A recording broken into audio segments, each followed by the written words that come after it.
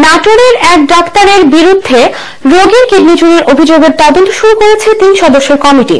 দোষীদের বিরুদ্ধে চলছে মামলার প্রক্রিয়া। 2-1 কারণে এই মহৎ পেশার দুর্নাম হচ্ছে বলে মন্তব্য করেছেন সংশ্লিষ্টরা। নাটোর প্রতিনিধি মাহবুব হোসেনের পাঠানো তথ্য ছবি নিয়ে ডেস্ক রিপোর্ট। সিংড়া উপজেলার ছোট চৌগ্রামের ফজলু বিশ্বাসের স্ত্রী আসমা বেগম 1.5 বছর আগে পেটে ব্যথা নিয়ে শহরের মাদ্রাসা মোড়ের জনসেবা হাসপাতালে ভর্তি হন তিনি। পরীক্ষা নিরীক্ষার পর কিডনিতে পাথর ধরা পড়ে।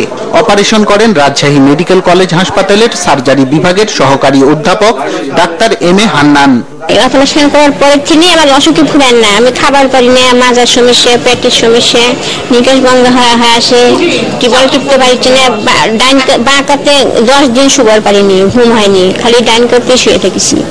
অপারেশনের পর রোগী আরো অসুস্থ হয়ে পড়লে তাকে আবারও ওই হাসপাতালে নিয়ে আসে তার স্বজনরা। পরীক্ষা নিরীক্ষার পর হাসপাতাল থেকে জানানো হয় ডান পাশের কিডনি না থাকার কথা। আরো কয়েকটি ক্লিনিকে পরীক্ষা নিরীক্ষা করে একটি কিডনি না থাকার বিষয়টি নিশ্চিত হয়। সবশেষ গেল 4 ফেব্রুয়ারি বগুড়ার একটি বেসরকারি হাসপাতালে আবারও পরীক্ষা নিরীক্ষা করা হলে একই ফলাফল পায় রোগীর পরিবার। তাদের অভিযোগ, রোগীর শরীর থেকে একটি কিডনি চুরি করা হয়েছে। ডাক্তার বলতেছে কি ব্যাপার, আপনার কিডনি একটা কেন? ডাক্তারের জানা না যে এই ঘটনা যে সমস্যা, তবে আলাপ করে বলছে যে কিডনি বেচছেন নাকি, তো বলছে না কিডনি বেচবি কে।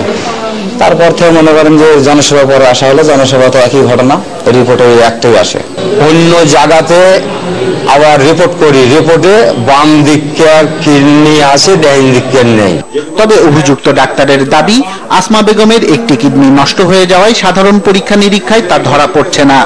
যে কোনো কারণে হয়তো অ্যাট্রফি হয়ে গেছে, আগের থেকে নন এক্সপ্লোরেটিভ ছিল, যে কোনো কারণে অ্যাট্রফি হয়ে গেছে। আমরা আইভি করে শিওরে দেখি কি অবস্থা আছে।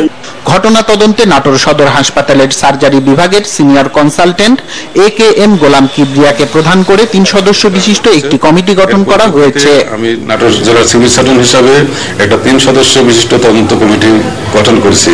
তদন্ত করার পরে যে রিপোর্ট দিবে পরবর্তী ক্ষেত্রে সে ব্যবস্থা গ্রহণ করা হবে।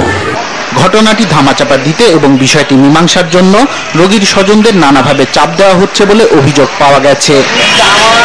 মাছরাঙ্গা নিউজ ডেস্ক।